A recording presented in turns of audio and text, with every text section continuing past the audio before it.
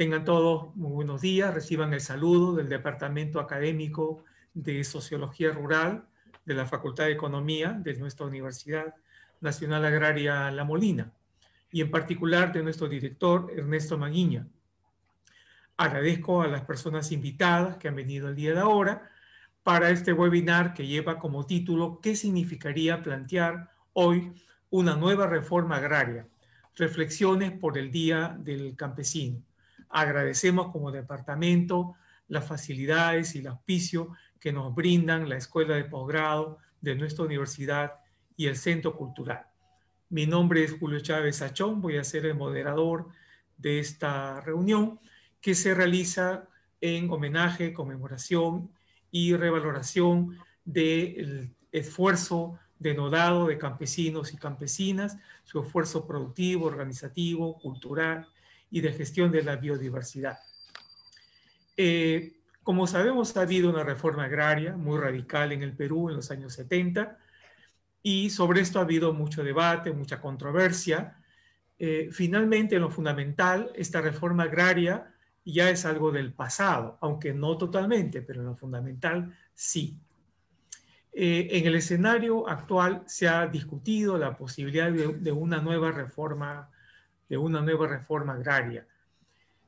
Algunos argumentos que han sido planteados para el debate son, por ejemplo, que habría una reconcentración de la propiedad de la tierra en el norte del Perú y que han aparecido nuevos latifundios en la Amazonía. Desde otra perspectiva, el problema más serio de la ruralidad peruana sería la situación de pobreza, así como la poca tecnificación y escasa o nula rentabilidad de la extendida pequeña agricultura familiar y el incremento del minifundio. Por otro lado, hay quienes proponen atender con prioridad las posibilidades de una agricultura ecológica, amigable con el ambiente y capaz de garantizar la biodiversidad como la seguridad y la soberanía alimentaria. Y hay quienes sostienen que más que reformas agrarias, lo que se requiere son políticas agrarias y de desarrollo rural. Tomando en cuenta estos temas, ¿qué ameritaría reeditar el proceso de reforma agraria? Para tratar este tema tenemos como invitados a Fernando Eguren y a 4 comentaristas, profesores de nuestra universidad, Ernesto Maguiña, Zoila Cruz, Julio Alfaro y José Carlos Vilcapoma, a quienes iré presentando antes de sus intervenciones. El expositor invitado, Fernando, intervendrá por 30 minutos, los comentaristas cada uno durante 10 minutos y habrá una apreciación final de Fernando por 10 minutos. Fernando Eguren es licenciado en Ciencias Sociales por la Universidad Católica de Lovaina, Bélgica, con estudios de posgrado en la Escuela Práctica de Altos Estudios de París. Es miembro honorario del Colegio de Sociólogos del Perú, él es sociólogo, expresidente del Seminario Permanente de Investigación Agrario CEPIA y es vicepresidente del Instituto de Promoción para la Gestión del Agua y PROGA, autor de muy valiosas publicaciones sobre la problemática rural y agraria, director de la importante revista agraria y de debate agrario. Fernando, puedes intervenir por 30 minutos, avisaré cuando falten 5. Adelante, por favor. Bueno, muchas gracias y felizmente hemos superado el percance.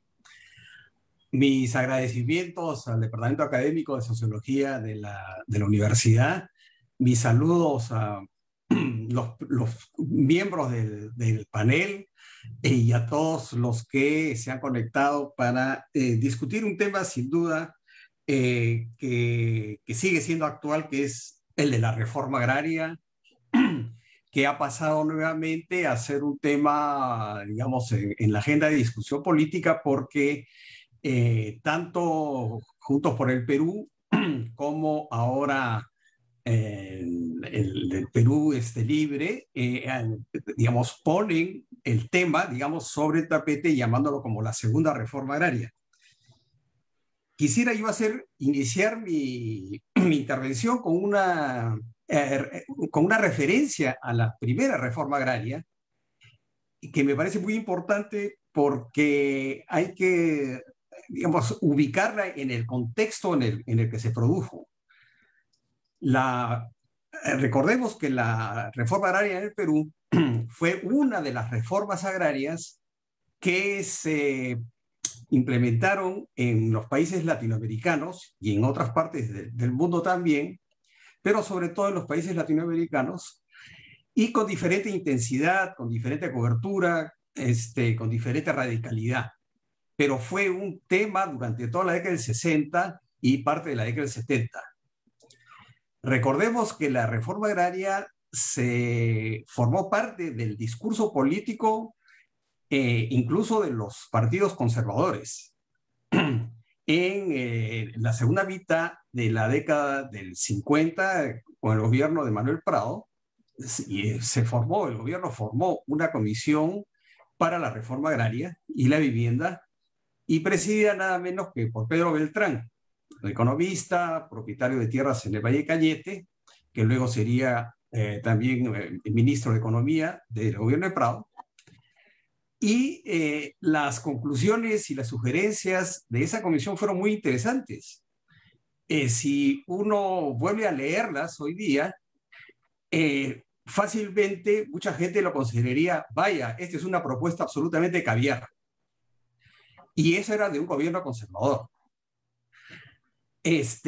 ¿Y por qué? Porque por varias razones se planteaba la reforma agraria. Porque después de la Segunda Guerra Mundial, el tema del desarrollo y del subdesarrollo, el concepto del subdesarrollo se explaya, ¿no es cierto? Comienza digamos, a generalizarse después de la Segunda Guerra, y pasar del subdesarrollo, que eran sobre todo las sociedades agrarias, al desarrollo era pasar a las sociedades industriales cuyos modelos estaban en el hemisferio norte, Estados Unidos y los países europeos, ¿no? Bueno, ese era el modelo. Y hay una cosa que es muy importante, es que durante los 60s y 70s y parte de los 80s, en los países latinoamericanos tenían como un objetivo, como una propuesta de modernización y de organización de la sociedad, la industrialización. Ese era el objetivo.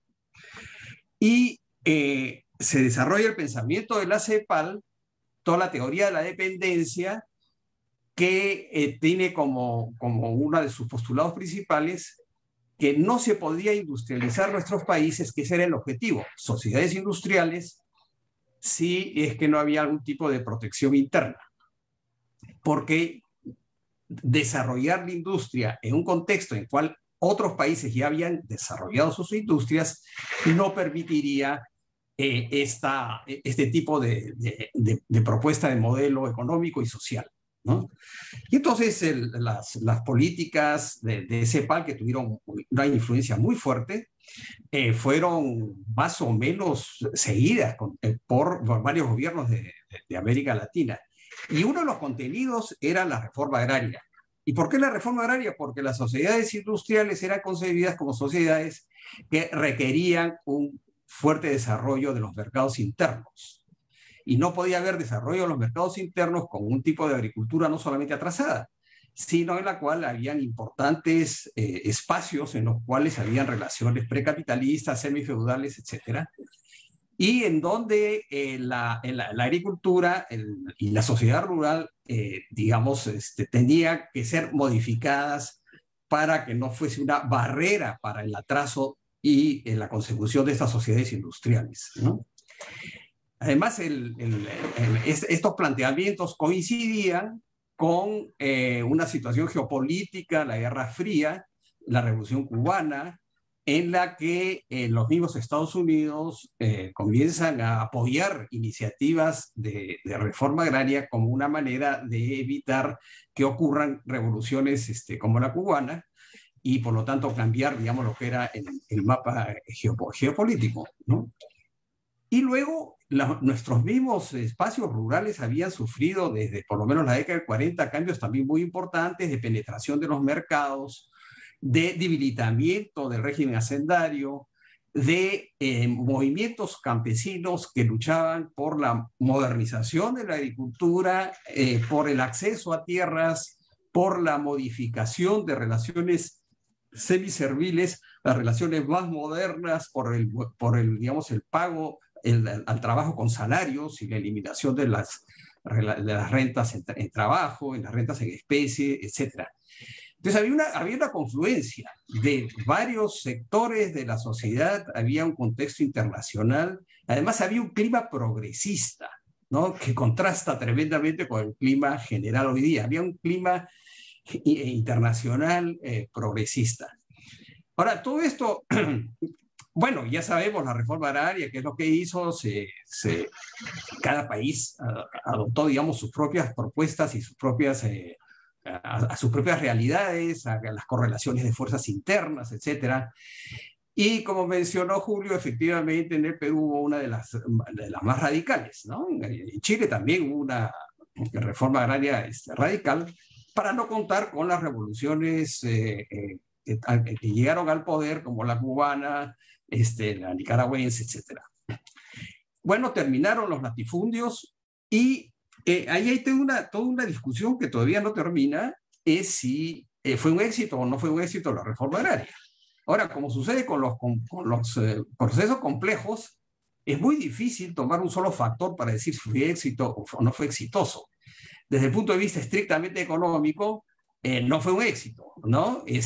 Además, hubiese sido imposible que hubiese sido un éxito porque se cambió, digamos, el tipo de organización de la producción se modificó, ¿no es cierto?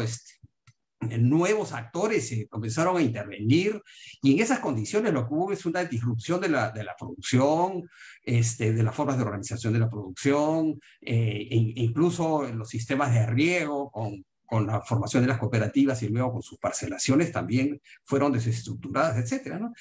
Entonces, yo creo que ninguna reforma agraria en el mundo, digamos, se combina a los pocos años con un gran éxito económico.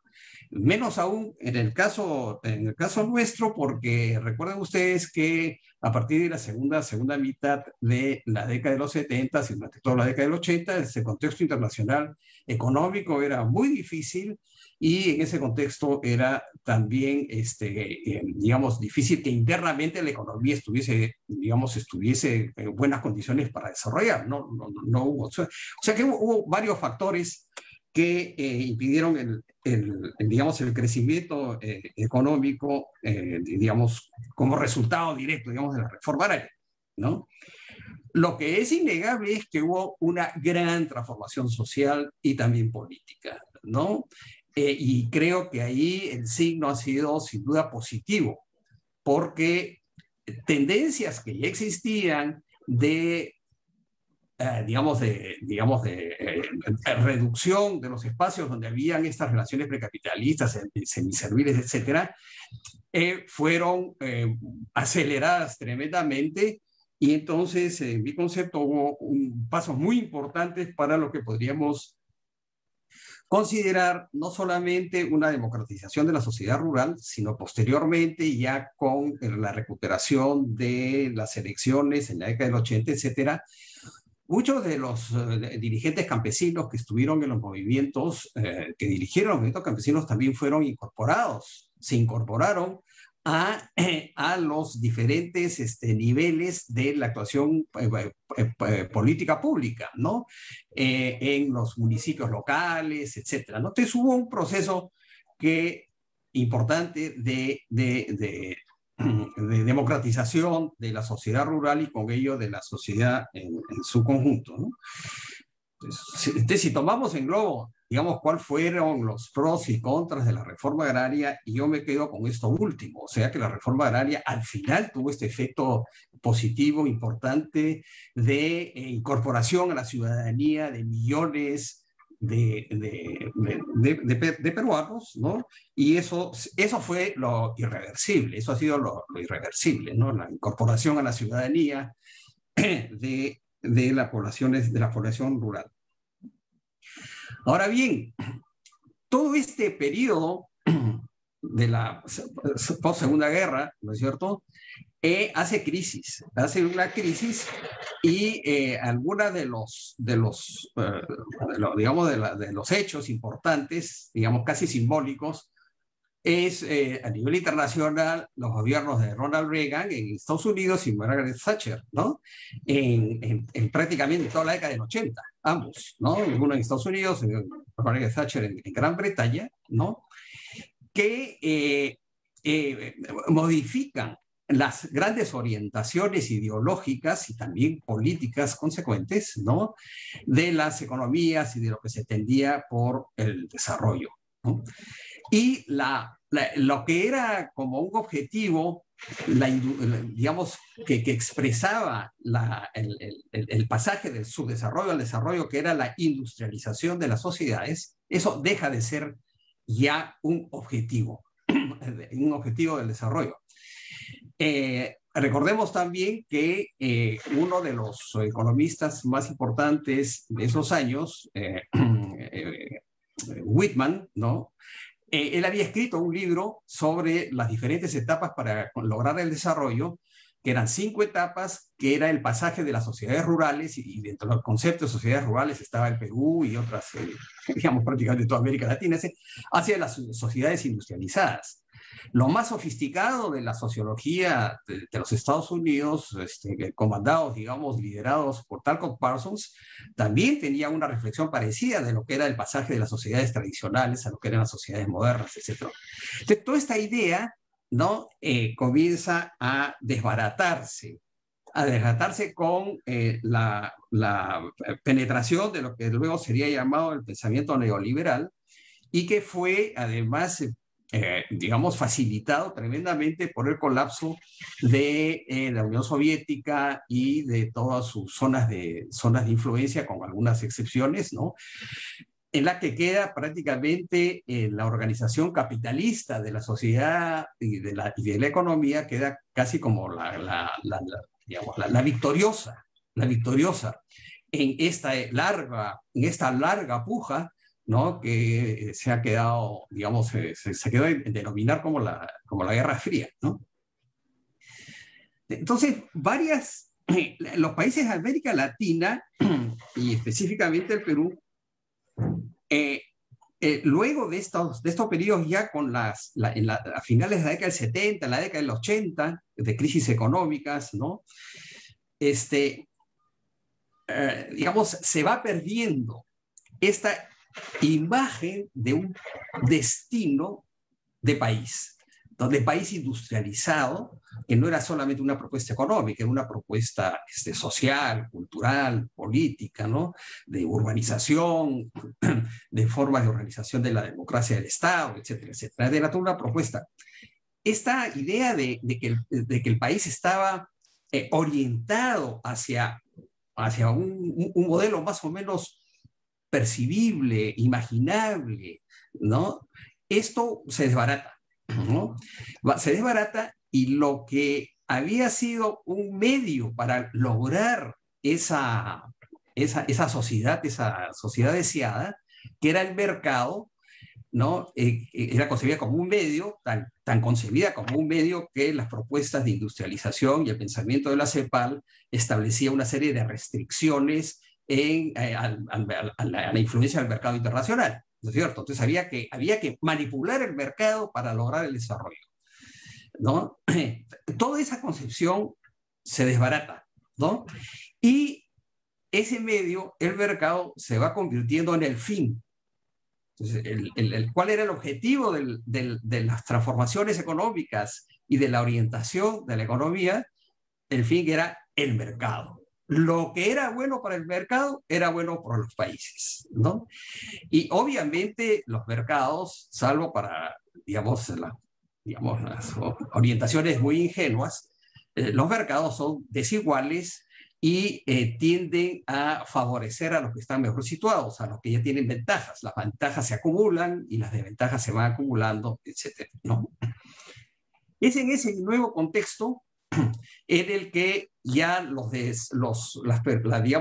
propuesta de desarrollo nacional ya no se concibe sino como parte de la pertenencia a la globalización, en la que para desarrollarte lo que necesitas es orientarte hacia afuera, en la que ya el imperativo de un desarrollo importante del mercado interno se va desdibujando, porque lo que hay es el mercado externo. ¿no?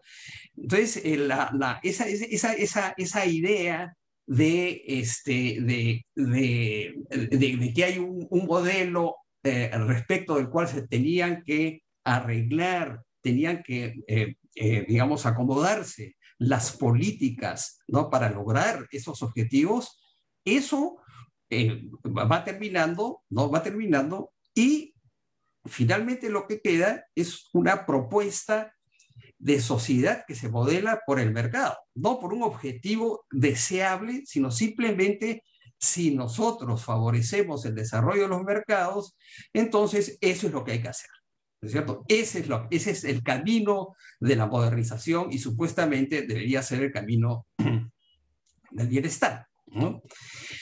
Y en términos de lo que ocurre en las políticas agrarias, eso es, a partir de la década del 90, el favorecimiento de una modernización de la agricultura hacia la exportación y sustentada en grandes explotaciones, en grandes inversiones, y el papel del Estado ha sido absolutamente fundamental desde la década del 90 para la construcción de un nuevo actor, digamos, que es estos agroexportadores, ¿no? De un nuevo actor que le dé un nuevo rumbo a la agricultura, ¿no? Y eso es lo que ha ido ocurriendo en los últimos 30 años. Para eso, el Estado modificó las leyes, la misma Constitución del año 93 elimina toda mención a la reforma agraria que todavía subsistía en la Constitución del año 79, ¿no?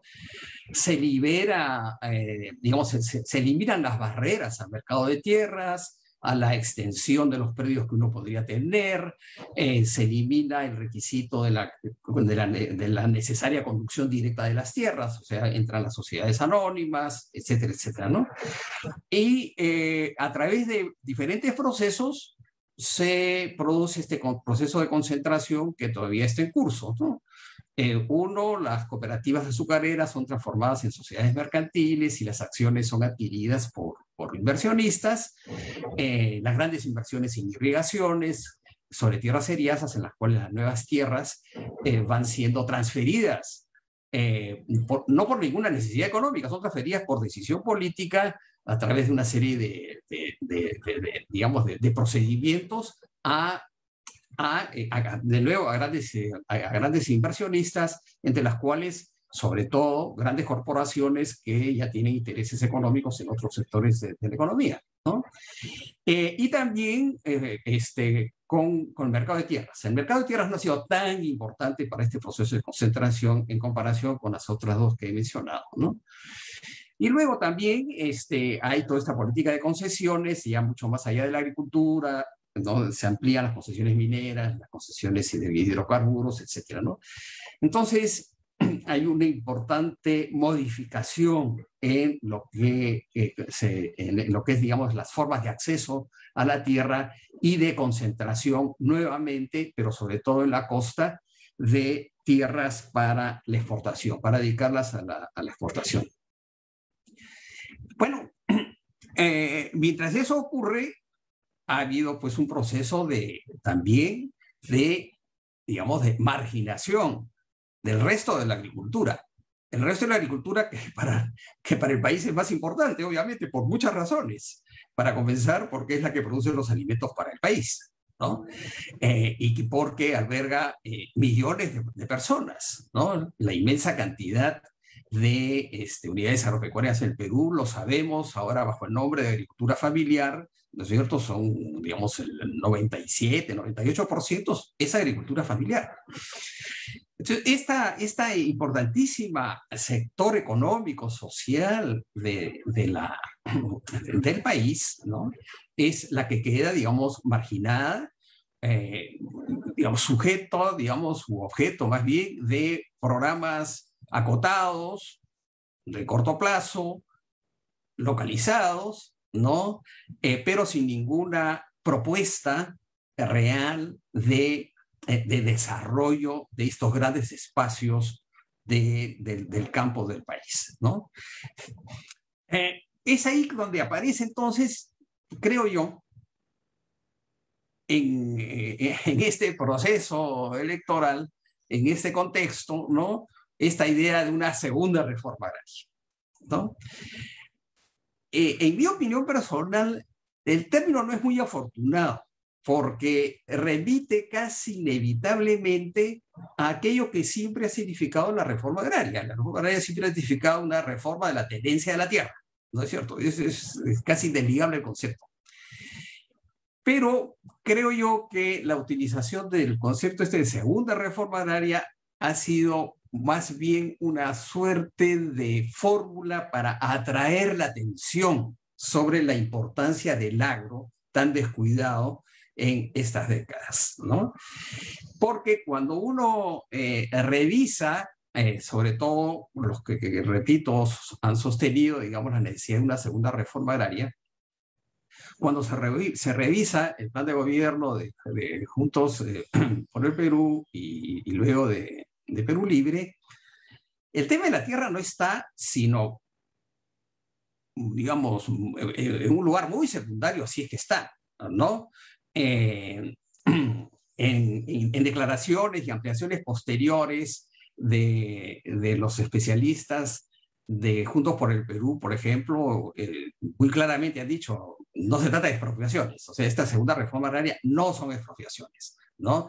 Es una modificación de las políticas, pero que no incluye las expropiaciones, ¿no?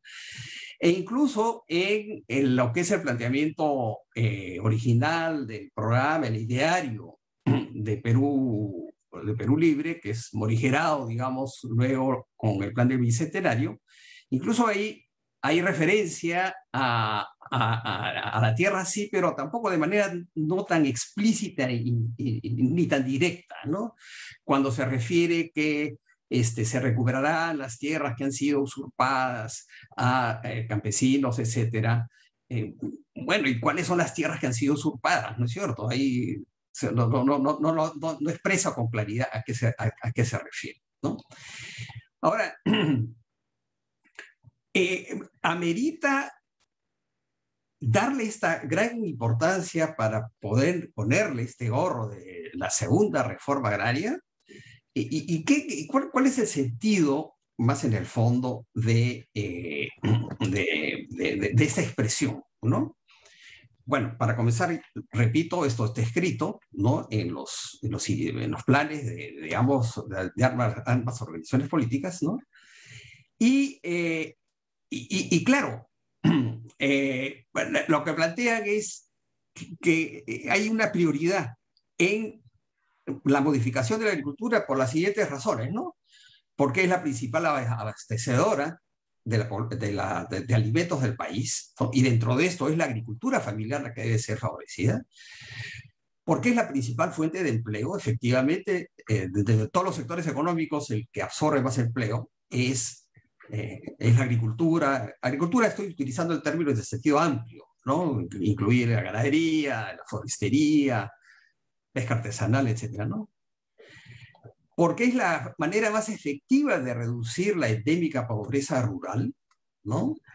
Fíjense que detrás de todas estas cosas que estoy mencionando, hoy día ya hay toda una fundamentación por parte de las entidades financieras intergubernamentales. O sea, esto lo sostiene ya el Banco Mundial, obviamente lo sostiene la FAO, etcétera, etcétera. Hoy día son parte de la agenda ya formal internacional, ¿no? Otra razón es porque esta agricultura familiar, ¿no es cierto?, tiene una relación más amigable con la naturaleza y mantiene la biodiversidad, por ser en buena medida también el sostén de muchas economías regionales. Muchas economías regionales no se explican sin sus respectivas agriculturas, ¿no? También por la importancia de los conocimientos acumulados por generaciones, por el inmenso capital social que representan sus instituciones comunales, por la diversidad y riqueza de su cultura. Es decir, son todas estas razones y seguramente otras en un análisis más profundo, las que nos debe llevar a aceptar en primer término que es absolutamente estratégico cambiar, modificar unas políticas agrarias que en 3 décadas lo que han hecho es favorecer tan solo una parte de este espacio rural y una parte de la actividad agropecuaria, que es la que está destinada a las exportaciones, y que están organizadas básicamente en empresas, en grandes empresas. Ese es lo que ha sido lo favorecido. Esa es la única política, en mi opinión, política de Estado agraria que hemos tenido en los últimos 30 años, es esa, ¿no? Lo demás han sido intervenciones desarticuladas, temporales, localizadas, en favor de otros sectores de la agricultura, de la pequeña agricultura, etcétera, ¿no? 5 minutos, Fernando. Sí, entonces, y si uno lee las propuestas de ambas organizaciones, encontraremos que lo que plantean en realidad no son cosas muy novedosas o cosas que nos sorprendan. Más crédito, asistencia técnica, más una infraestructura, ¿no es cierto? Una cierta protección respecto a la competencia desleal, etcétera, ¿no? Compras directas a la producción. O sea, son varias medidas que han sido motivo de reivindicaciones de las organizaciones agrarias y que incluso muchas de ellas han sido parte de los planes de gobierno de partidos que no son ni pro campesinos ni pro agrarios, ¿no es cierto? O sea, digamos, la gran diferencia, ¿cuál es la novedad entonces de este planteamiento de la nueva reforma agraria? Es que lo que se está ofreciendo es que efectivamente va a haber la decisión política de hacer realidad estos ofrecimientos, que estos ofrecimientos serán efectivamente implementados y que lo serán en una escala masiva. Esa es la novedad, ¿no? Ese es digamos, lo nuevo. O sea, lo nuevo no son los ítems, lo nuevo es la expresión de la voluntad política que ya no va a ser esta gran agricultura de exportación la niña de los ojos de las políticas agrarias públicas, sino va a ser esta otra agricultura que ha sido tan desdeñada en realidad desde siempre. No es una cosa solamente de las últimas décadas. Un comentario final, sin embargo. Una es, bueno, pero entonces, la cuestión de la tierra, ¿ya no hay cuestión de la tierra? ¿O hay pendientes todavía? Yo creo que hay pendientes todavía en lo que concierne a la tierra. Yo creo que rápidamente, por el tiempo que queda, hay que regular la cantidad máxima de tierras que se puede tener. No es posible que un solo propietario, que una sola grupo económico pueda tener cerca de 100.000 hectáreas de tierra de cultivo con acceso a agua. Eso no es impensable, no solamente en el Perú, en cualquier parte del mundo, ¿no es cierto? En segundo lugar, debería haber desincentivos para la concentración de la propiedad. Incluso hay una ley, la 26505 del año 1995, la ley de tierras, que dispone que a partir de las 3.000 hectáreas se pueden pagar impuestos. Y eso no ha sido convertido, digamos, no ha sido implementado. O sea, a partir de las 3.000 hectáreas que se paguen impuestos sobre la propiedad de la tierra, ¿no? En tercer lugar, debería quedar como parte de los planteamientos de los partidos, ¿no es cierto?, el que las nuevas obras de irrigación o la extensión y nuevas etapas, como Chavimochic 3 y Majesiguas 2, deberían priorizar en el momento de la adjudicación de tierras a medianos y pequeños agricultores e inversionistas. También hay todo un problema que queda, que es la titulación de tierras. El proceso de titulación de tierras no ha sido terminado ni para la pequeña agricultura ni para comunidades. Eso es también... y hay un campo todavía de discusión sobre hasta dónde deben llegar los derechos sobre la tierra. Por ejemplo, ¿deben o no incluirse que el propietario, el que tiene derechos sobre la superficie, también debe tener o no derechos sobre la riqueza del subsuelo? Ya, o sea, hay temas pendientes todavía. Pero, y ahí, acá quiero terminar con lo que debiera ser, creo yo, motivo de otra reunión, que es qué cosa hay de pendiente hacia adelante. Tenemos el tema del calentamiento global, el deterioro de los recursos naturales, la degradación de la biodiversidad. Tenemos problemas de formas de organización de la producción y de uso de tecnologías que hacen de la agricultura que no sea sostenible, ¿no? Y en oposición a otras que sí son mucho más amigables a la naturaleza y a la ecología. Hay toda una oferta hoy día muy diversificada sobre las tecnologías, además de las tecnologías tradicionales, lo que es la agricultura digital, la transgénesis, el CRISPR, la nanotecnología, la robótica, la utilización de drones y sensores, la inteligencia artificial, la big data, en fin, todo esto es lo que se llama la agricultura 4.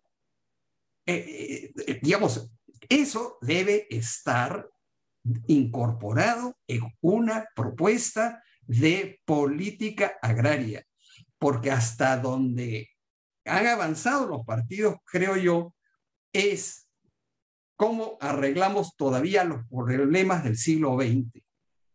Y todavía no estamos pensando cómo vamos a adecuar nuestra agricultura al siglo XXI. Todo esto último que yo he mencionado son desafíos para el siglo XXI, pero son desafíos para el siglo XXI que deben ameritar intervenciones ya, ahora. Es obvio que el calentamiento global, el deterioro de los recursos, la degradación de la biodiversidad son procesos que están en curso y que deben ser enfrentados. Eso creo que modifica, enriquece y complejiza lo que deben ser las políticas agrarias ya del próximo gobierno que ojalá se instale el 28 de julio. Muchas gracias.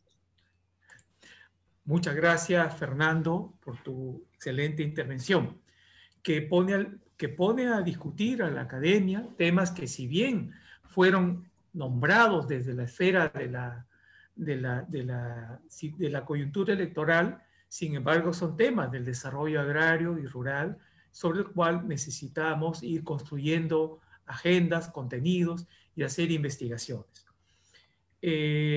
Voy a pasar ahora a presentar brevemente al profesor Ernesto Maguiña, quien va a hacer el primer comentario por 10 minutos. Ernesto es doctor en Sociología por la Universidad Nacional Mayor de San Marcos, es profesor principal del Departamento de Sociología Rural y actualmente es director de nuestro departamento. Ha desarrollado varias investigaciones sobre migraciones internas en el Perú y emigración de peruanos en el extranjero, publicadas por la UNEC, el INEI y nuestra propia universidad. Ernesto, tienes la palabra por 10 minutos y yo avisaré cuando falten 3. Adelante. Gracias. Gracias, profesor Julio Chávez. Buenos días con todos y todas.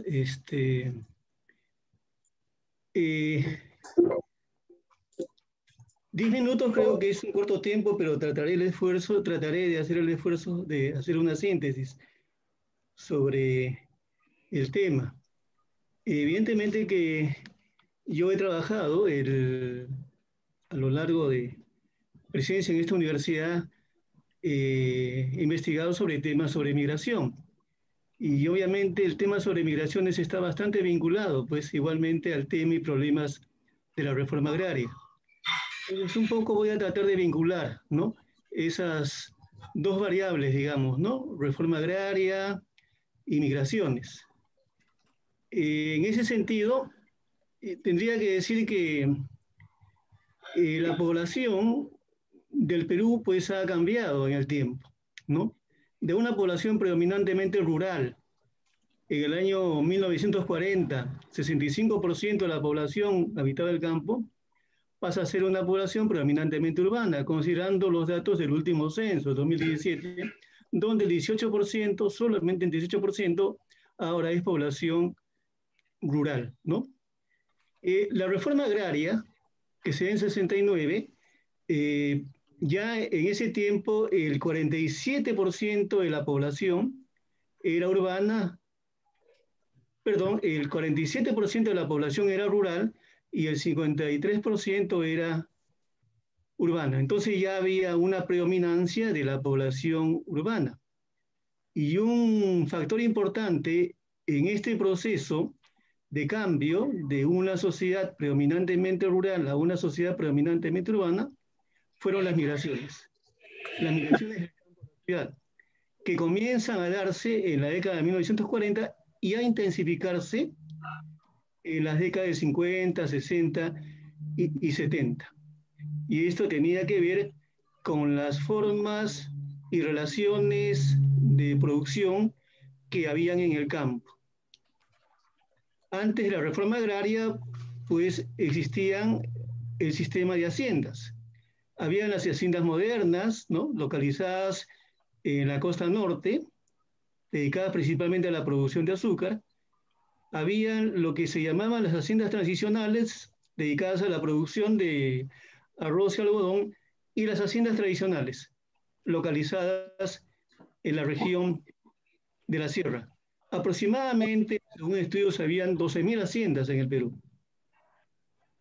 Había los intentos, en ese largo periodo que hay entre 1940 y 1969, de algunos gobiernos, como dijo el ponente principal, de hacer reformas agrarias.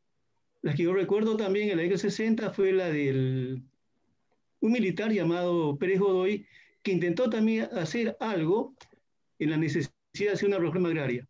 También eso fue la intención del primer gobierno de Belaúnde Terry, pero también hubieron el intento de hacer reformas agrarias, digamos, al margen de la ley, ¿no?, o de la legalidad.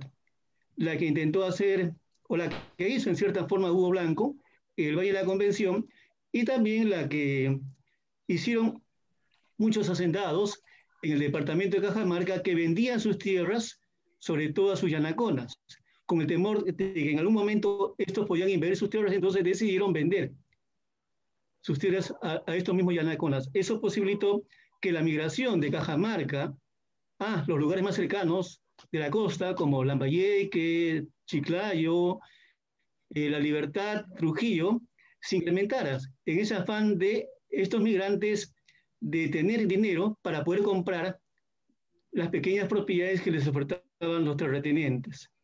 Entonces, ha sido una preocupación permanente de hacer una reforma agraria, y esta se da en 1969. El proceso de reforma agraria pues buscaba una mayor y mejor redistribución de la tierra entre el campesinado, ¿no? Buscaba ampliar el mercado interno, buscaba modernizar la sociedad rural. Y para eso entonces también tenía que no solamente el campesino ser solamente mero consumidor, sino también productor. No solamente, perdón, mero productor, sino también consumidor. Y para eso también se buscaba entonces eso de alentar, digamos, la ampliación del mercado interno. Para eso también entonces el campesino debía proveer de insumos con la reforma agraria, de materias primas, para fortalecer el proceso de industrialización que el gobierno militar había también ya iniciado, o perdón, había profundizado, porque este proceso de industrialización ya se había dado antes de la década del 60. Entonces, con la producción de más insumos, de más materias primas, esto iba a alimentar más y fortalecer más el proceso de industrialización, fundamentalmente tenían como sede las ciudades. Pero un balance final con relación a la reforma agraria fue que solo benefició a 400.000 familias, más o menos 2 millones. En ese momento la población rural en el Perú eran 8 millones. Estamos hablando que un 25% de campesinos solamente se beneficiaron de esta reforma agraria. Y dentro de este 25%, fundamentalmente fueron aquellos agricultores asalariados, exasalariados, que estaban pues en la región de la costa, fundamentalmente vinculados a las haciendas azucareras. Cuando se da la reforma agraria, ¿no?, obviamente aparecen otros sistemas de propiedad. Digamos que se elimina la propiedad privada, la gran propiedad privada en el campo, pero aparecen formas de propiedades asociativas, ¿no? Acá tengo un listado, por ejemplo, ¿no?, de qué es lo que aparecen. Aparecen 628 cooperativas agrarias de producción, 58.6, 3 empresas de propiedad rural y así, etc. Entonces priman las propiedades asociativas que van a reemplazar a las propiedades particulares. Sin embargo, y esto obviamente, todas estas formas de propiedad controlaban 9,5 millones de hectáreas. Se pensaba entonces que la reforma agraria iba a solucionar los grandes problemas del país, industrializar el país y por lo tanto generar una mayor y mejor producción y distribución de la tierra entre los campesinos. Sin embargo, eso no ocurrió. Faltan 3 minutos. Faltan 3 minutos, sí. Ernesto. Después de la reforma agraria, que es el momento que nosotros estamos viviendo, evidentemente, han sucedido muchas cosas. Hay un proceso de parcelación, llega a su límite, no digamos fracaso, la reforma agraria, pero llega a un límite, y nuevamente hay una vuelta a la propiedad privada, pero ya en forma de pequeña producción. Entonces, la parcelación de las unidades agropecuarias que se habían colectivizado, se comienzan a parcelar y se incrementa la pequeña propiedad, ¿no? Se incrementa la pequeña propiedad, y esto aunado, digamos, a la sobreparcelación de la pequeña propiedad en la sierra, entonces hace que la pequeña propiedad aparezca como predominante en una sociedad como la nuestra. Todos los censos demuestran que somos una sociedad donde predomina la pequeña propiedad. Lastimosamente, esta pequeña propiedad solamente controla una parte minúscula de la superficie agropecuaria. Estamos hablando de un 6 o 7%. La gran propiedad siempre ha controlado, siendo apenas el 2 o 3% de las unidades agropecuarias mayores de 50 hectáreas han controlado el 80, 83, 85% de la superficie agropecuaria. Entonces ha habido desniveles, ha habido desigualdades, ¿no? Con propiedad privada, con propiedad comunitaria. Entonces, y esto evidentemente plantea el reto, ¿no?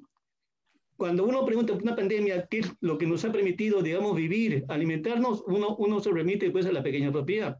Es la pequeña propiedad, digamos, las unidades familiares, la que han posibilitado que nosotros hayamos podido, digamos, llevar a nuestras mesas alimento. Entonces, si hay necesidad de establecer una nueva reforma agraria, yo creo que muchas cosas se han hablado, entre cosas lo que ha hecho el ponente también, y no hago más que repetir una propuesta que también dentro del ámbito de las migraciones hicimos ya hace varios años, que tampoco resultan nuevas, ¿no? Y que las voy a leer a manera de conclusión, ¿no? O sea, ¿qué es lo que debía hacerse en el ámbito rural?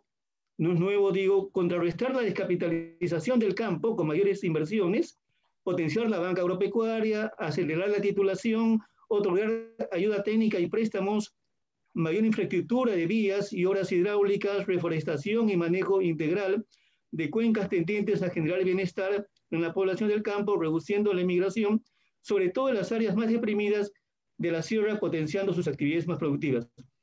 Enfrentar la escasez de tierras de cultivo, especialmente en la región andina, promoviendo la diversificación y desarrollo de actividades económicas ajenas o complementarias a la agricultura y la ganadería. Esto es lo que podría llamarse la nueva ruralidad, ¿no? Todo esto contribuiría a reducir el desempleo, subempleo rural, desarrollando artesanías, industrias, comercios, servicios. Además, también acelerar el proceso de industrialización, fortaleciendo entonces los gobiernos regionales y locales, ¿no? De tal manera que ellos, con mayor contacto con la población, pudieran contribuir también a un mejoramiento de la calidad de vida de la población de sus respectivos departamentos, pero especialmente de la población de las áreas rurales. Esto es lo que brevemente puedo yo decir en este corto tiempo que me ha tocado. Muchas gracias, profesor Chávez. Muchas gracias, profesor Ernesto, por su análisis y por sus propuestas. Vamos ahora al comentario de la profesora Zoila Burga. Brevemente, la profesora Zoila Burga es doctora en Ciencia y Tecnología Ambientales, tiene maestrías en Estudios Ambientales y en Conservación de Recursos Forestales. Ella es profesora de la Facultad de Ciencias Forestales. Tiene como formación especializada internacional temas de manejo forestal, servicios ecosistémicos, etnoecología. Tiene una experiencia de más de 20 años en la educación universitaria y trabajos profesionales como consultora, investigadora, en organizaciones nacionales e internacionales, en temas relacionados a los aspectos sociales del manejo de bosques, seguridad de tenencia forestal, medios de vida en comunidades indígenas y género. Actualmente es directora del Instituto de la Pequeña Producción Sustentable de nuestra universidad. Tiene la palabra Sonia por 10 minutos y yo informaré cuando falten 3. Gracias. Muchas gracias Julio, muchas gracias por la presentación. Buenas tardes a todas las personas que están con nosotros en este webinar. Bueno, yo con el poco tiempo que tengo varias ideas que quisiera compartir, ¿no? Pero sobre todo, concuerdo mucho con el expositor, el doctor Fernando Eguren, ¿no? Que si estamos hablando de una segunda reforma agraria, quizás este no sea el término más adecuado, ¿no? De acuerdo a los planes que he venido leyendo, ¿no? De estos partidos políticos. Debido a la definición misma a la que le dan, ¿no? Está definida más que como una reforma de tierras, está concebida como más a la tendencia de un desarrollo rural agrario y participativo, ¿no? Con una decisión política importante en la gestión de la agricultura, bueno, en todo el agricultura, forestal, etc. Entonces, creo que sí es un término más adecuado hablar más de una innovación, desarrollo de nuevas políticas, ¿no? Bueno, como mi tema es más forestal, más y dedicado a comunidades indígenas, yo voy a un poco ir para ese tema un poco más, ¿no? El tema principal, ¿no? Son 50 años ya desde la reforma agraria, y es un tema que todavía sigue en debate de lo que implicó y lo que sigue implicando en el desarrollo social, cultural, económico y ambiental del país, ¿no? Y ese tema principalmente está en torno al derecho de la propiedad, ¿no? Este tema de derecho a la propiedad es bastante importante porque es reconocer los derechos locales sobre la tierra, no solamente de la forma legal, sino también por costumbres, ¿no? De las costumbres ya de la gente que está establecida ahí y se ha desarrollado, ¿no? Y esto entre individuos o grupos respecto a la tierra, y no solamente la tierra, sino también sobre los recursos naturales que existen sobre esta, ¿no? Y este tema cada vez ha cobrado más importancia y tiene más prioridad internacional, ¿no? Especialmente a la luz del cambio climático.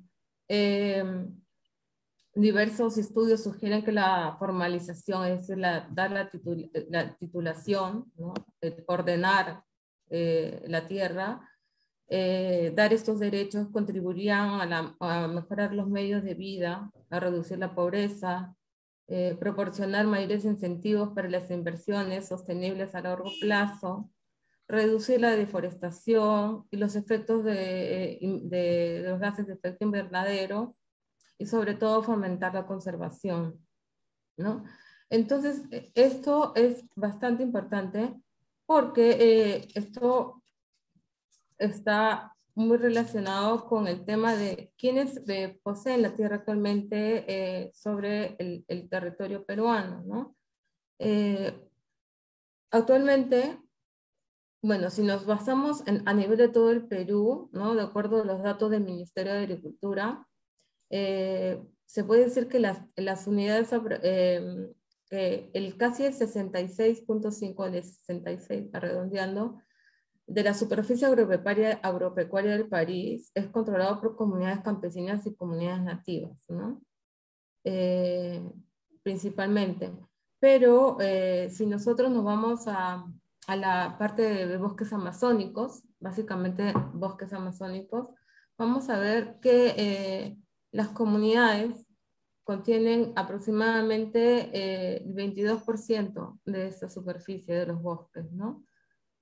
El 55% los mantiene el Estado y aproximadamente hay un 23% de bosques que aún faltan categorizar, ¿no? Y ahí viene el tema principal que está relacionado con la falta de asignación de derechos, ¿no? Que es un tema pendiente, como bien había comentado el doctor Eguren, hay muchas cosas todavía que no se están, no se han acabado, ¿no?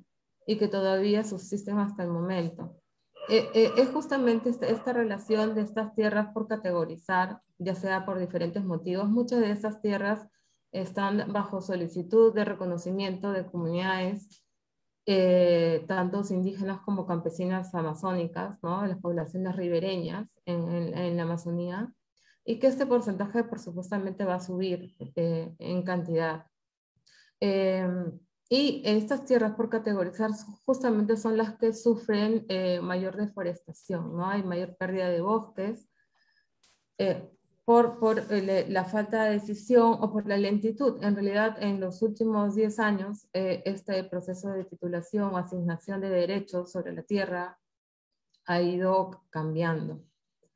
En el tema en el tema básicamente forestal y de la asignación de derechos a comunidades nativas, esto es bastante complejo, debido a que siempre ha primado, ¿no? Bueno, las legislaciones han ido cambiando, pero por ejemplo las comunidades tienen la titularidad sobre solamente las tierras de uso agropecuario, ¿no? Las tierras de actitud forestal son dadas en cesión en uso. ¿Eso qué quiere decir? Que la tenencia en la propiedad de la tenencia, la seguridad de la tenencia que tienen estas comunidades no es total, ¿no? Es parcial. Y ese es otro tema que se tiene que discutir, que justamente es lo que se había comentando. ¿Cuál va a ser el acceso solamente a la tierra, lo que está sobre la tierra, cómo se accede, quién decide? Esos temas, ¿no? Son temas que todavía quedan por ver.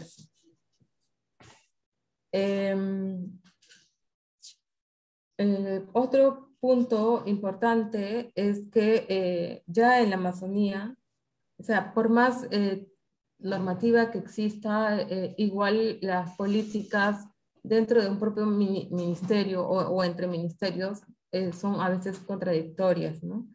Entonces, por un lado se alienta o se reconocen los derechos, ¿no? de las diferentes comunidades, pero por otro lado se alienta también al desarrollo del agro y sobre todo en los últimos años del agro a gran escala, ¿no? Entonces, esto interfiere, ¿no? Quedan 3 minutos, Zoila. Y vulnera muchos de los derechos de estas comunidades, ¿no?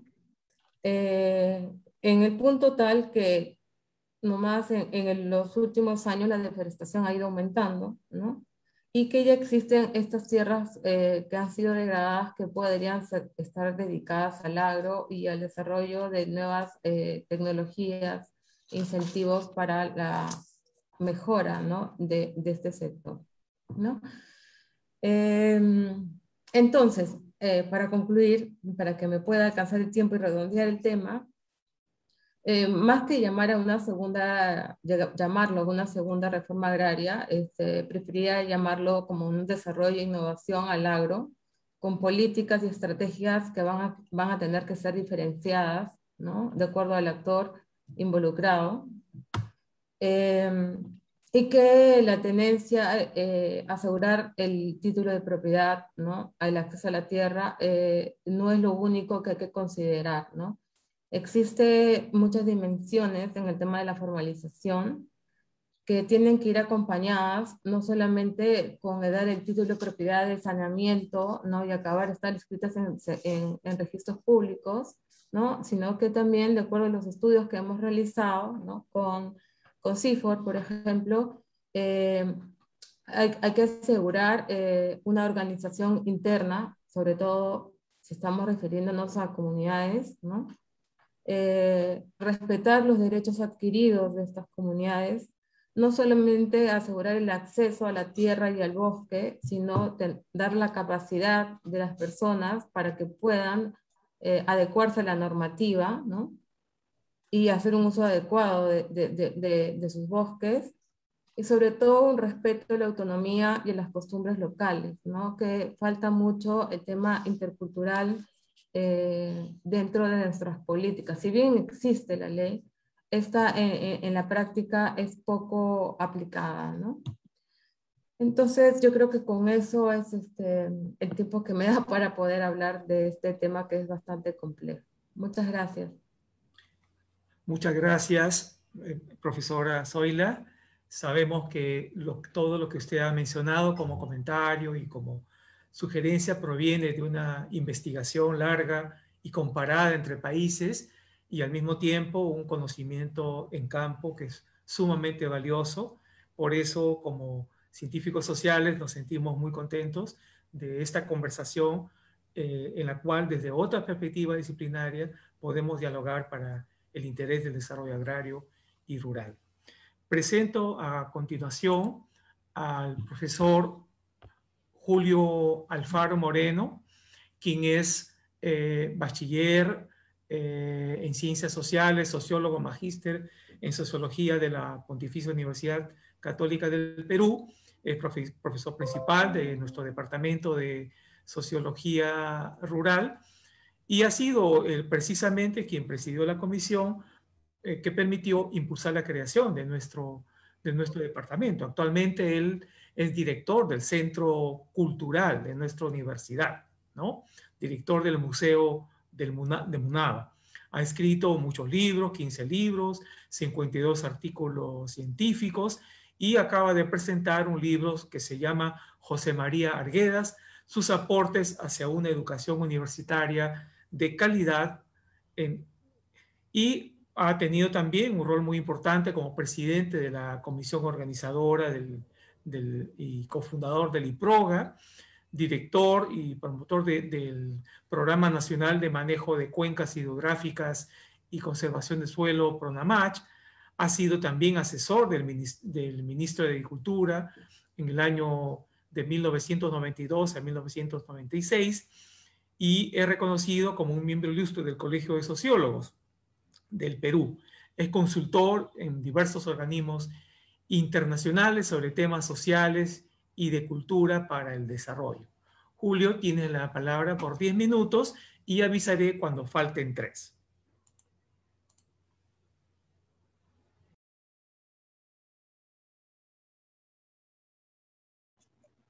Bueno, buenos días, a casi mediodía, con todos. Es un gusto dirigirme a ustedes. Perdón, Julio, no tenemos tu imagen. Tal vez puedas prender la cámara. Sí, sí, sí. Ya. Bueno, buenos días con todos. Yo quisiera empezar, ya que el tiempo es muy restringido, solo diciendo que qué es lo que hace que se preocupe la gente de en esta cuestión de la segunda reforma agraria, ¿no? Es que hay un déficit, ¿no? Desde la época de la hacienda vino el déficit que la pequeña agricultura que estaba fuera de la hacienda estaba marginada, expropiada incluso por la propia hacienda, ¿no? Y se tenía algún tipo de relación eventual con la hacienda, de las relaciones semiserviles. Cuando vino la reforma agraria, la explotación fue de las grandes haciendas para entregarlas a los trabajadores. Y parece mentira, la pequeña agricultura, en general, salvo casos, fue marginada, ¿no? Y con dos pretextos que es bueno resaltar. Se dijo, bueno, ustedes pequeños agricultores, en el caso de las SAIS, van a recibir compensaciones a fin de año, los excedentes, y además se dijo, y tienen la posibilidad de formar empresas comunales, ¿no? Y a través de eso se van a modernizar, ¿no? pero fue una cosa simplemente una salida de Leuleya, ¿no? Pero la orientación de la reforma agraria dejó de lado a la pequeña agricultura. Y por eso se explica que después, y sería bueno resaltar eso, la pequeña agricultura se organiza a través de las SCP e invaden las cooperativas, porque precisamente habían sido marginados de la reforma agraria, ¿no? Con las políticas neoliberales, tal como lo ha dicho Fernando, la marginación ya es mayor todavía, ¿no? Ya ni siquiera usa pretextos, ¿no? Salvo algo que se hicimos en el ministerio, ¿no? Que de 370 empresas comunales que habían, pasamos a 1500, pero al final hubo una serie de problemas y no se llegó a madurar eso, pero era toda una beta que se podía hacer. Entonces, la pequeña agricultura ha estado fuera de los cambios institucionales, tanto del aparato estatal como de la sociedad rural en general, ¿no? Y entonces, ¿por qué no se va a llamar segunda reforma agraria si esa pequeña agricultura se encuentra concentrada especialmente en la sierra, en la montaña? Y esa pequeña agricultura está dispersa, cada agricultor tiene muchas parcelas, ¿no? Y tendría que hacerse un cambio muy significativo de cómo está organizada esa pequeña agricultura de tal manera de apoyarla de verdad. Y el cambio significaría que todas esas pequeñas propiedades dispersas en parcelas muy grandes formen o cooperativas de producción o cooperativas de servicios o empresas de accionariado difundido con la entrega de sus pequeñas tierras como accionistas, como acciones, ¿no? Y eso está ocurriendo incluso espontáneamente. A mí me han llamado de campesinos y me han planteado que quieren hacer, que han venido a su comunidad y quieren que entreguen las tierras y formen, sean accionistas. Y bueno, obviamente una cosa espontánea va más a favor de los promotores de esta clase de cambio y no de los pequeños agricultores. Tendría que ser una política agraria, una orientación de la agricultura, pero lo que sí es claro es que ya no da más esto de tener todas las parcelas dispersas y se tendrían que formar, incluso teniendo las parcelas dispersas en microcuencas, ¿no?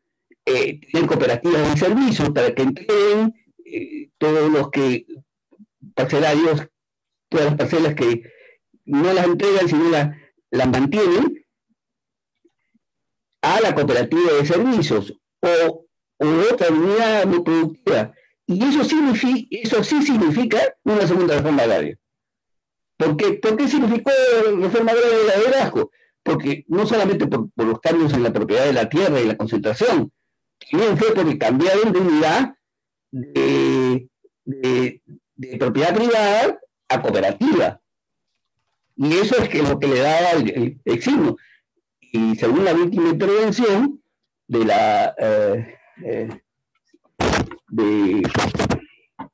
Zelda, ¿no? Ella plantea pues que en la selva, ¿no?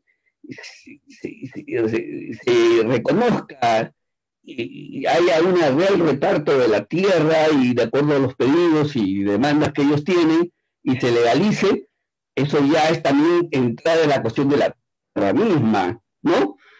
Y yo agregaría a ella lo que dice, ¿qué pasa en el mundo de la selva? en el mundo de la selva lo que ocurre es que los pequeños, las comunidades nativas tienen un aliado y un enemigo a la vez.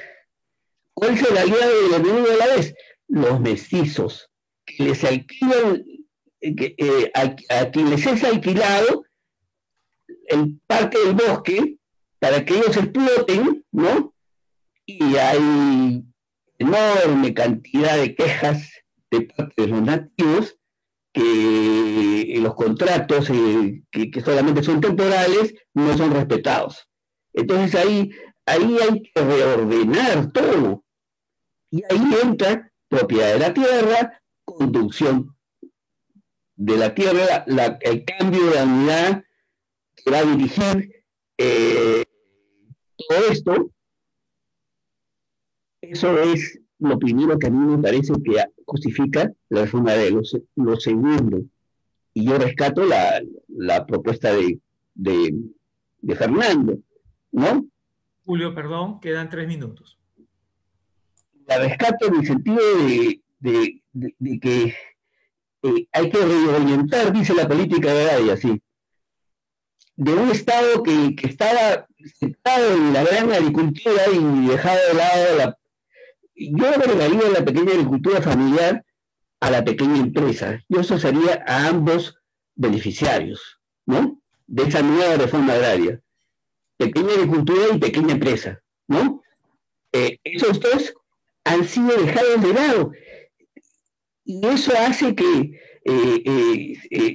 todos los servicios agropecuarios se tengan que reorientar y que ellos sean parte de esos servicios agropecuarios. Ahora lo son, pero de forma muy fragmentaria, parcial, simulada muchas veces. La reorientación misma ya significa una reforma agraria, porque eso significa cambiar todo. Por ejemplo, hacer un servicio de extensión agropecuaria. Y un servicio de extensión agropecuaria no tradicional, no el convencional que conocemos.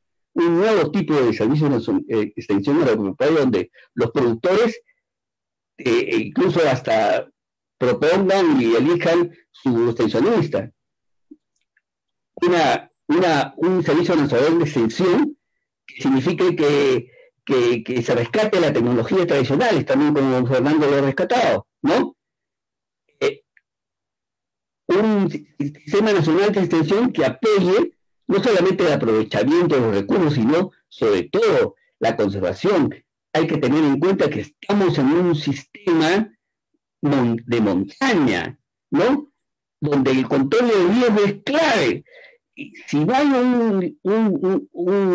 una política de apoyar la gestión de cuencas y que no sea simplemente una cosa enteramente de aprovechamiento del agua, sino también de apoyo a la conservación de los recursos, entonces eso significaría una reorientación.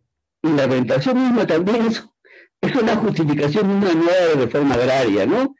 Lástima que los cuadros estadísticos que había separado, bueno, por el tiempo no puedo proyectarlos y hubiera aclarado varias cosas que se han dicho que me parece que necesitan ser aclaradas. Por ejemplo, miren, para darle solamente un dato, y ahí termino, Julio. El Censo Nacional Agropecuario ha dicho que los productores de autoconsumo dentro de los productores a nivel nacional son el 30%, 29% exactamente. Entonces, ese dato le falta a la pequeña empresa y ahí solo llegaría hasta el 60%, ¿no? Pero eso ya es motivo de otro momento, otra charla, ¿no? Ya con esto me quedo. Muchas gracias, profesor Julio Alfaro. Vamos a pasar al último comentario. En esta oportunidad va a estar a cargo del colega, el profesor José Carlos Vilcapoma, quien es abogado y antropólogo. Él es profesor del Departamento de Sociología Rural de nuestra universidad. Ha sido profesor en la Universidad Nacional Mayor de San Marcos, en la Pontificia Universidad Católica del Perú, en la Universidad Nacional del Centro, en la Universidad Nacional de Educación La Cantuta, en la Universidad Santo Toribio de Mogrovejo. Es doctor honoris causa por la Universidad Nacional del Centro del Perú. Fue asesor por cerca de 9 años en la Comisión de Pueblos Andinos, Amazónicos y Afroperuanos del Congreso de la República. Asesor del Instituto Nacional de Desarrollo de los Pueblos Andinos, Amazónicos y Afroperuanos, INDEPA. Asesor del Consejo Nacional de la Magistratura. Y, algo muy importante, ha sido el primer viceministro de Interculturalidad del Ministerio de Cultura de Perú, desde septiembre del 2010 hasta julio del 2011. Colega José Carlos, tienes la palabra por 10 minutos y avisaré cuando falten 3. Gracias. Gracias, Julio. Primero agradecer a Fernando Eguren por estar con nosotros y darnos las luces. Cuando se habla de reforma agraria, inmediatamente el inconsciente colectivo remonta a lo que fue Velasco y la reestructuración de la propiedad sobre la tierra. Entonces, cuando se habla de reforma agraria, inmediatamente en una segunda ola o en una segunda temporada pensamos en eso. Esto nos remonta a que el 69, en efecto, se establece esta nueva noción, un esfuerzo por buscar el colectivismo como planteamiento vía SAIS, vía CAP, pero inmediatamente un golpe militar de 1974 hace que esto no avance. Inmediatamente el 79 se convoca elecciones para la nueva Asamblea Constituyente que emite 78-79 la Constitución y en adelante aparece el fenómeno de Sendero Luminoso, el 80, que la desestructuración del campo va a tener, diríamos, la última espada con Sendero Luminoso que recorre las partes altas del Ande, me voy a referir básicamente a la Sierra Central del Perú, y termina por destruir lo que vemos, el campo. Digo por qué esto, porque hace poco teníamos a Rodrigo Montoya frente a nosotros y se atrevió a decir, y dijo, con el temor de que mis colegas antropólogos nos digan o me digan algo, para mí Sendero Luminoso hizo una reforma agraria en su momento. Y luego ayer teníamos a Absalón Vázquez, que acaba de presentar un libro sobre reforma agraria y el fracaso del colectivismo, el cooperativismo. Dos formas de ver el tema. Entonces, ¿qué es lo que salta a luz para yo luego terminar en algunas preguntas, más que una intervención que aclare nada? Porque no, como bien dijo Fernando, hay muchas cosas más oscuras que todavía, incluso el debate si fue positivo o no, y qué aspecto fue positivo. En eso coincidimos que en efecto la reivindicación del poblador rural, que antes denominaba indio, hoy campesino, tiene que ver mucho con esto. Me voy a referir a un aspecto importante, la migración. La migración, si bien, como bien ha explicado nuestro colega Ernesto, marcha hacia las ciudades, pero hay una migración circulante que plantea Julian Lai todavía, y que esto, a fin de cuentas, hace de que se convierta en estrategia de sobrevivencia para poblaciones enteras que han marchado sobre Lima, pero que ven en el campo una especie de subsistencia temporal. Lo cierto es que las cifras últimas nos han dado de que somos más del 70% en las zonas urbanas y en el campo está abandonado. Entonces, un primer problema para la segunda reforma agraria o lo que fuera es que, como dirían los teóricos del campesinado, hay una descampesinización. No hay hombres en el campo. Primer tema. Segunda situación. Lo que ustedes discutían, yo respeto a mis colegas sociólogos sobre lo que es la pequeña producción y tengo entre manos el libro del mismo Fernando Eguren y de Miguel Pintado sobre contribución de la agricultura familiar en el sector agropecuario del Perú, o también el trabajo de Agricultura Peruana, Nuevas Miradas del Censo Agropecuario de Javier Escobar, Ricardo Forti y Eduardo Segarra, y quienes en suma casi consideran de que la agricultura o la pequeña agricultura estaría en vinculación con la producción familiar. Entonces, tenemos un tema central. que la agricultura familiar es una tarea pendiente y cómo insertar en lo que nosotros entenderíamos como desarrollo. Bien, yo voy a plantear unos 4 temas centrales que me gustaría que Fernando Egure o los colegas piensen en voz alta y nos respondan, o por lo menos quede como tarea. La primera, pregunto, desde mi punto de vista de antropólogo, ¿acaso no necesitamos reconceptualizar la noción de campesinado? Porque ahora la comunidad campesinado y luego la comunidad campesina, porque a fin de cuentas ha terminado siendo una expresión más bien formal, legal, para otro tipo de estrategias que ya ni siquiera es la producción agraria. ¿Como cuáles? De pedir un préstamo o tener un tipo de pertenencia u otros elementos como el profesor, el policía de la... Queremos ser comuneros para ese tipo de cosas. Entonces, esto tiene consecuencias con lo que voy a plantear. No estaba bien que vía decreto de urgencia se cambie la representación de los campesinos para cualquier decisión de la mitad más 1 y no de los 2/3 que hasta hoy dice la comunidad campesina. Eso de seguro va a golpear a muchos que tenemos una postura romántica, pasadista sobre la comunidad, creyendo que es el espacio idílico de la solidaridad y de las reciprocidades, cuando en antropología se sabe que estas reciprocidades son asimétricas. Entonces, un primer punto para discutir es eso.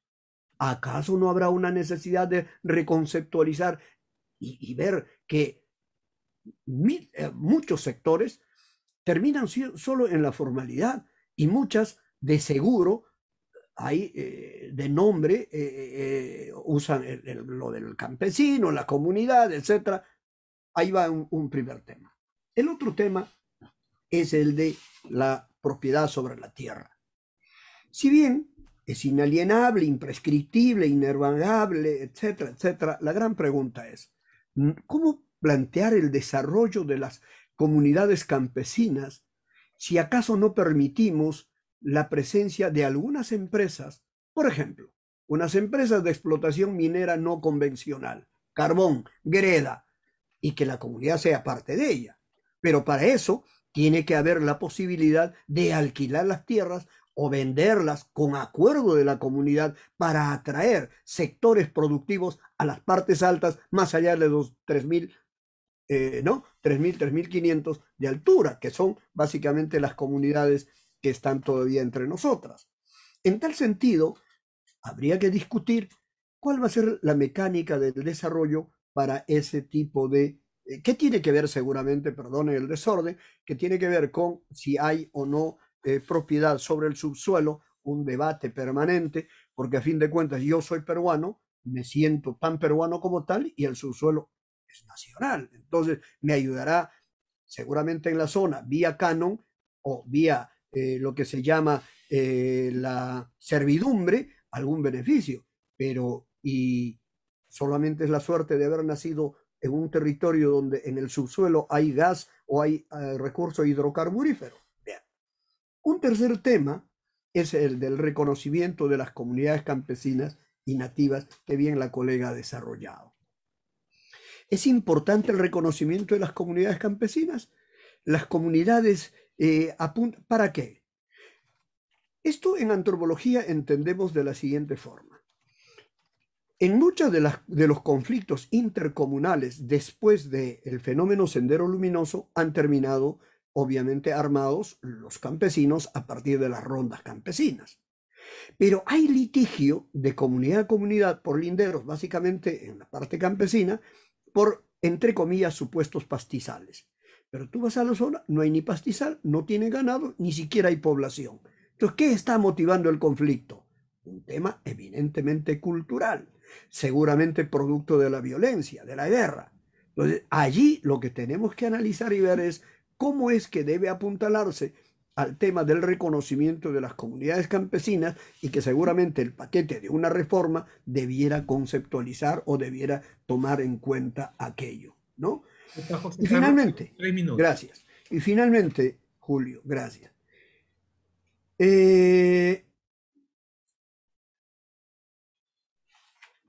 ¿Acaso no se puede plantear en un proyecto de reforma un mapa productivo? Pregunto. Si bien hay que dar la libertad de nuestras comunidades campesinas, hay que alentar las identidades como los Yanaguaras, con quienes he estado hace poco, antes de la pandemia, en Chalhuahuacho, etcétera, etcétera, cerca de las Bambas, son lindos ellos, todo lo que se quiera. Pero, ¿y por qué no pensar en un mapa productivo? Es decir, ordenar lo que se llama la producción, respetando la autonomía, respetando lo que son los mecanismos de identidad, solidaridad respecto a la empresa, lo que fuera. En cualquier lado del mundo se ordena la producción agraria.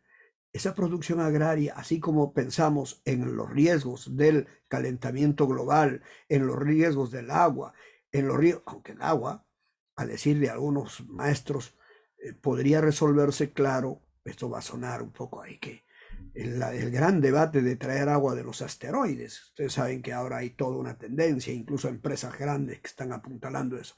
Claro, estamos lejos de aquello, pero el tema del agua es sustancial en nuestras comunidades campesinas debido al calentamiento. Igual como ordenamos aquello, no será posible que en una reforma agraria, por lo menos, no será imposición, no eres paternalista, porque alguien me puede criticar, esto es una postura paternalista, sí, pero desde dentro, desde abajo, con un gran trabajo de rescatar sus patrones, sus valores, se puede ordenar y potenciar esa productividad para justamente sea la diversidad lo que gane a los pobladores rurales, incluso nuestro mercado. Yo he tenido oportunidad de con orgullo ver una palta que decía Perú vendiéndose a 4 euros. Así fácilmente, una sola palta, o sea, casi de 15 soles una palta. Entonces el asunto es que podría ser una alternativa probablemente o resultado de una reforma agraria. Unas pinceladas de preocupaciones más que de seguramente aciertos en mi intervención. Gracias, Julio. Bien, bueno, unas pinceladas con trazos de artista, ¿no? Porque aparte de abogado y antropólogo, pues José Carlos es pintor, eso hay que tomarlo en cuenta. Sí, sí. Sí, sí. Muchas gracias. Vamos a pasar a los comentarios de los comentarios por parte de nuestro invitado especial, a quien volvemos a agradecer, Fernando Eguren, en este caso por 10 minutos. Te aviso 3 minutos antes, Fernando. Gracias. Bueno, lo primero es, y creo que ustedes son plenamente conscientes de eso, es la posición absolutamente privilegiada de la Universidad Agraria, porque combina las diferentes aproximaciones hacia los espacios rurales, ¿no? Desde las ciencias naturales, agronómicas, las ciencias sociales, etcétera. Y esa articulación es indispensable para poder dar respuesta a todas las interrogantes que han sido planteados en todas estas intervenciones, las cuales agradezco mucho. Realmente me parece que la Universidad Agraria, dado que los desafíos, lo que yo llamo, digamos, los grandes desafíos de la globalización se expresan en muy buena medida en los espacios rurales, ¿no? Y entonces las respuestas que hay que dar para responder a estos inmensos desafíos, que ya sabemos, los del cambio climático, la seguridad alimentaria, el deterioro de los recursos, etcétera, están en los espacios rurales. Y qué más institución caracterizada para enfrentarlos, analizarlos, discutirlos y presentar propuestas que la Universidad Agraria. Dicho esto, algunas reflexiones, es imposible responder, tampoco era la idea, creo, ¿no es cierto?, a la gran cantidad de comentarios interesantes que se han dicho, ¿no? Pero algunas cosas creo que podría mencionar. Uno es, el doctor Vilcapoma hablaba sobre la necesidad de reconceptualizar la noción del campesinado, con lo cual yo estoy totalmente de acuerdo. No solamente la noción del campesinado, sino otras, ¿no? Comenzando, por ejemplo, con la noción de lo rural y lo urbano. Constatamos así que la población, digamos, en cada censo demográfico, vemos que la población considerada rural va disminuyendo y la urbana aumenta. Pero resulta que la definición del censo es sumamente restrictiva, ¿no? Son 100 viviendas en conjunto, son las que definirían para abajo, sería lo que definiría la población rural, y encima de las 100 viviendas, la población urbana. Entonces, digamos, si cada vivienda viven 5 personas, todo conglomerado que tiene más de 500 sería considerado rural, lo cual es un absurdo, ¿no?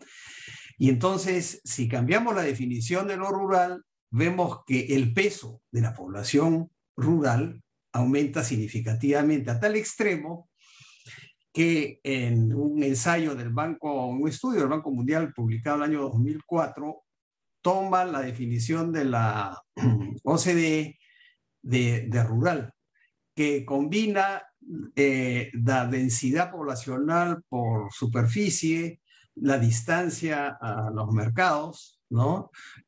Utiliza esos criterios para definir qué cosa es población rural y qué cosa es población urbana.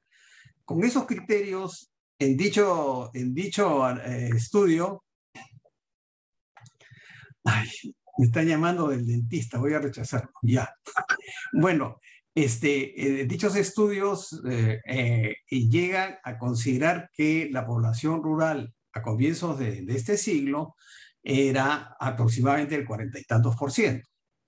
En Chile, en donde según los datos demográficos de los censos chilenos, la población rural es alrededor del 15-17%, en estudios que ellos mismos han realizado, cambiando los criterios y redefiniéndolos para considerar urbanas las poblaciones que están en centros urbanos que dependen básicamente de las actividades agrarias, ¿no? Eso lo incorporan como población rural. En Chile, entonces, hay estudios que lo llevan hasta el 40 y tantos %, ¿no? Entonces, esta cuestión de rural y urbano necesita ser revisada no solamente para los propósitos demográficos, sino para los propósitos económicos, estudios culturales, etcétera, ¿no? Eso en primer lugar. Lo segundo es que, digamos, ¿cuál es la importancia de esta agricultura, pequeña agricultura familiar, que es tan heterogénea en su composición interna, ¿no? Más allá de los datos, yo tengo digamos, una hipótesis respecto a su capacidad de adecuarse al mercado. Resulta que entre los censos demográficos del año 93 y del año 2017, la población peruana se incrementó en alrededor de 12 millones aproximadamente. Bueno, el ratio de importaciones de alimentos y de producción interna de alimentos consumidos internamente, ¿no es cierto? Esa relación no ha variado demasiado entre esos años, y no hemos tenido problemas de oferta de alimentos, ¿no? Es decir, ha habido una respuesta importante de la agricultura peruana en satisfacer este incremento de la demanda, que no es solamente, digamos, por el crecimiento demográfico, sino también porque ha habido un incremento de la capacidad adquisitiva, por lo menos hasta el año 17, que es el último censo agropecuario, y por lo tanto, hay una mayor, digamos, demanda de alimentos que ha sido respondida ¿por quién? Básicamente por la agricultura familiar, ¿no? Porque lo que ha sido la gran inversión en la agricultura es prácticamente integralmente para la exportación. Desde ahí no viene de estas 300 y pico mil hectáreas, digamos, que están dedicadas a la exportación no tradicional. ¿Cómo es que sin apoyo gubernamental, ¿no? ¿Cómo es que ha ido adecuándose esta agricultura familiar para responder a ese incremento de la demanda, ¿no? Mi hipótesis es que hay una suerte de capital social ahí escondido entre los productores agrarios que se manifiesta, ¿no? Que se potencia cuando hay un conjunto de cambios que lo permiten, ¿no? Estos cambios pueden ser como lo ha demostrado Richard Webb en una publicación hace unos 3, 4 años, pueden ser, digamos, la construcción de vías rurales y de la difusión de telecomunicaciones que rebajan sustancialmente los costos de transacción de los pequeños agricultores. O sea, el costo, digamos, de funcionar con el mercado se reduce tremendamente con estas, digamos, estos bienes públicos, ¿no? Ahí no ha intervenido el Ministerio de Agricultura. Basta con el Ministerio de Transporte, ha permitido que el incremento de las potencialidades de la agricultura familiar se haya manifestado una vez que hay contextos favorables, ¿no? Bueno, entonces hay una potencialidad en esta agricultura que, repito, es muy heterogénea internamente, ¿no? Pero hay una potencialidad que quizá no estamos, que no ha sido claramente estudiada, ¿no? Pero que no deja de ser sorprendente y en el sentido más positivo del término, ¿no? Quedan 2 minutos, Fernando. Sí. Pero concluye tus ideas, concluye normalmente, sí, no te preocupes. Sí. Otro tema que me preocupa, dicho sea de paso, ustedes han planteado una variedad de temas que ameritan cada uno de ellos o en paquete, digamos, varias reuniones de estas. O sea, por favor, no pretendan que estoy considerando que son más prioritarias unas que las otras, etcétera, pues simplemente algunas que a mí personalmente me causan, digamos, realmente, digamos, una gran preocupación, ¿no? Una de ellas es el deterioro de los recursos del suelo, del agua, de la biodiversidad. Fíjense, los datos sobre el deterioro de los suelos, ¿no? Son datos muy antiguos, porque fueron levantados todavía cuando existía la Oficina Nacional de Evaluación de Recursos Naturales, que fue liquidada durante el gobierno de Fujimori el año 92, ¿no? Con el argumento de que por qué el Estado tenía que preocuparse de eso, ¿no? Bueno, con esos datos antiguos, en esa época, en la cual en la costa, por ejemplo, había 700 y pico mil hectáreas bajo riego, en ese momento habían más de 300.000 hectáreas que estaban salinizadas con diferentes grados de salinización y cuya fertilidad, por consiguiente, estaba disminuida. Esto debe haber aumentado.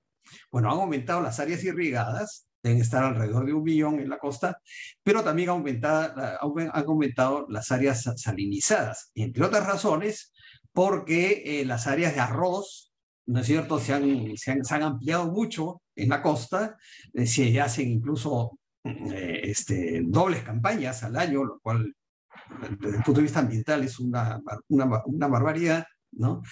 Y además las mismas obras modernas de irrigación en las partes bajas de los valles también están generando, como hay estudios que lo demuestran, están generando salinización por uso excesivo de agua, por malos drenajes, etcétera, ¿no? O sea, eso se ha ampliado. Y se ha ampliado y al mismo tiempo que se va ampliando el deterioro de la fertilización a través de la salinización de estas tierras de costa, al mismo tiempo se están invirtiendo miles de millones de dólares en ampliar la frontera agrícola de la costa, lo cual no tiene ningún sentido, ¿no?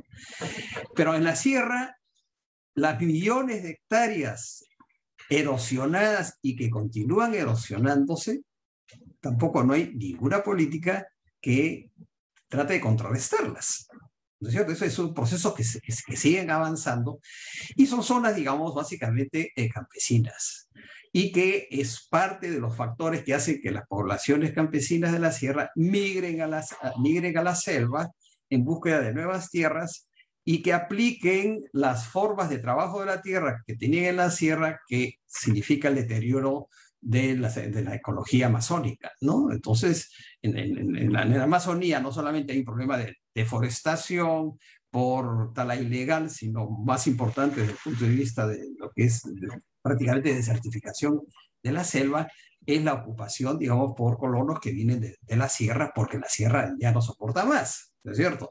Entonces, la manera de controlar la deforestación, desertificación de la selva reside en buena medida en que no migren y por lo tanto en el desarrollo de la sierra, ¿no? Son, digamos, temas que son complejos, pero que no son incorporados, estos son incorporados en las políticas, entre otras razones porque el tema de la agricultura, como otros tantos temas, el tema de la agricultura se ha sectorializado totalmente. ¿No? Es como que si fuese una dimensión de la realidad aparte del resto, ¿no?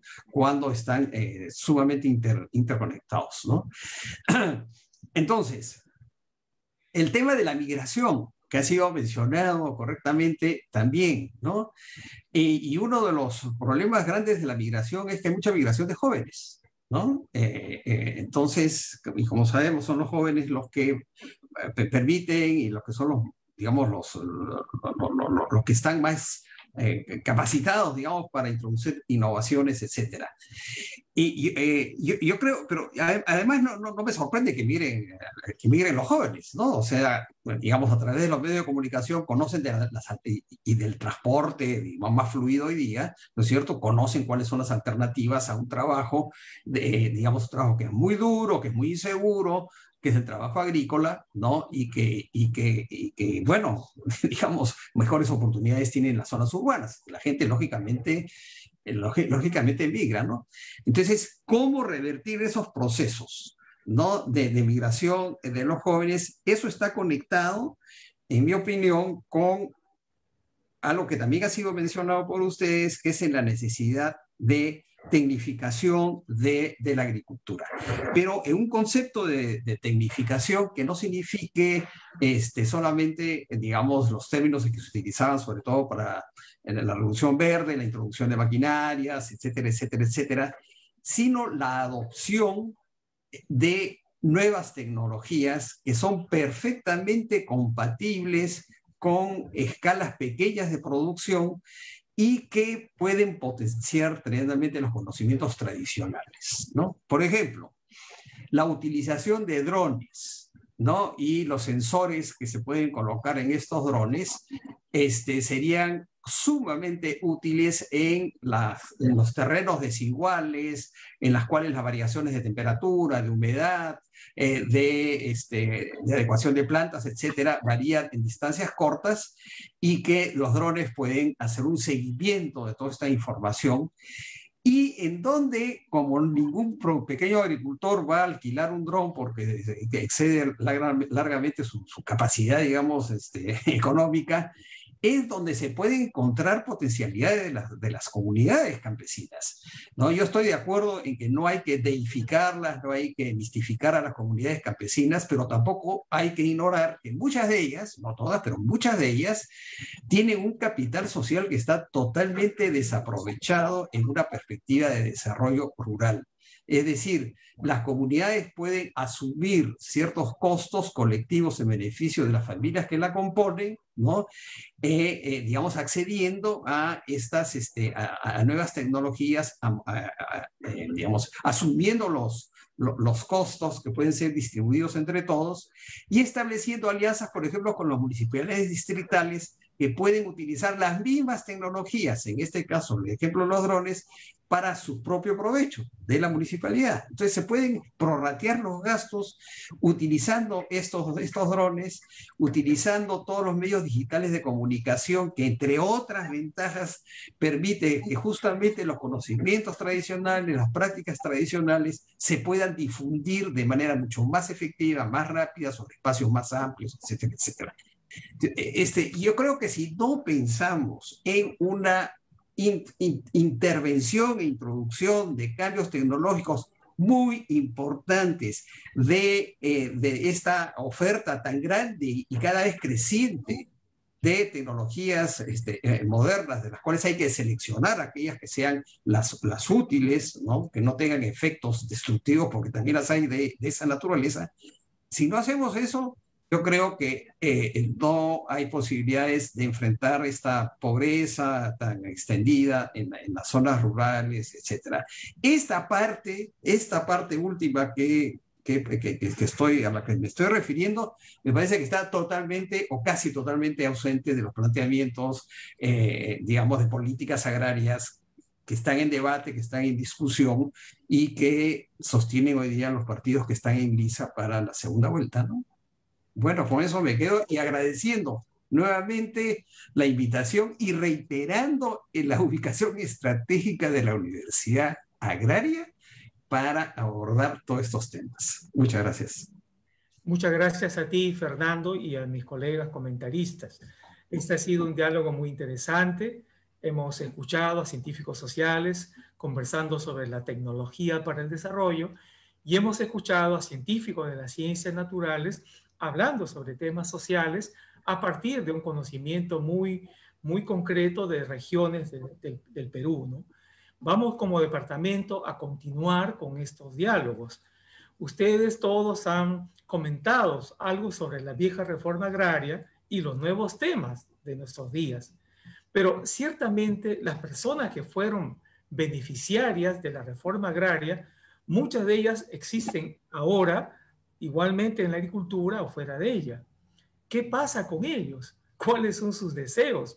No solo su balance sobre el pasado, sino qué mirada tienen sobre el desarrollo aquellos que fueron o aquellas personas que fueron protagonistas de esa vieja reforma agraria. Quizás una forma de acercarnos al presente, pero también de pensar en el futuro, será conversar sobre lo que estas personas hacen, dicen, piensan, desean en nuestros días, ubicadas en el mundo rural. Desde ya, como departamento, queremos anunciar que vamos a tener en el mes de julio otro webinar para seguir conversando sobre estos temas, también estableciendo un diálogo entre las ciencias sociales, las ciencias agrícolas y las ciencias naturales. Muchas gracias a todos, colegas. Muy importante, solamente como información final, el día de ayer, 24 de junio, el Ministerio de Desarrollo Agrario, el MIDAGRI, ha promulgado, ha hecho conocer, ha publicado un plan nacional concertado para la promoción y el fomento de la producción orgánica o ecológica en el Perú. Es un elemento nuevo. El día del campesino sale una disposición sobre la agricultura orgánica o ecológica. Quizás sean nuevos temas de agenda también para nuestro diálogo. Muchas gracias, colegas. Buenas tardes. Disculpen ustedes la demora por los aspectos técnicos organizativos, pero creo que haber escuchado ideas, debates, resultados de investigación, propuestas, hipótesis, es algo muy valioso que quizás compense nuestra demora. Hasta pronto, buenas tardes, gracias nuevamente.